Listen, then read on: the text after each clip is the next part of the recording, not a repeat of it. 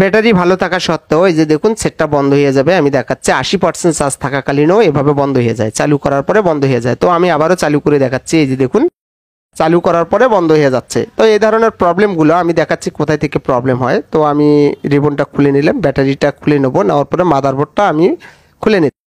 নেওয়ার পরে এই যে দেখতে পারতেছেন এখানে যে ব্যাটারির সার্কিটটা আছে, এখানে একটা কিউ নামের কম্পোনেন্ট থাকে, তো এটার মধ্যে নাই। 6 পায়ের একটা আইসি দেখতে পারতেছি এখানে।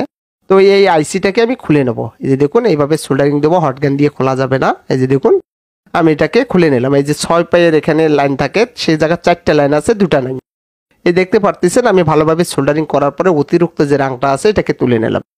নেওয়ার পরে চিকন 2টা তার নিতে হবে। যে দেখুন আমি সোল্ডারিং করে নেওয়ার পরে এখানে 4টা লাইন দেখা যাচ্ছে। এখন 6 পায়েরও যদি থাকে এখন 4টা লাইন। তো তার আগে আমি চিকন তার দিয়ে এই যে দেখুন এই পাশে আর একটা আমি জাম্পারিং করে দিলাম, একটা লাইন টেনে দিলাম। দেওয়ার পরে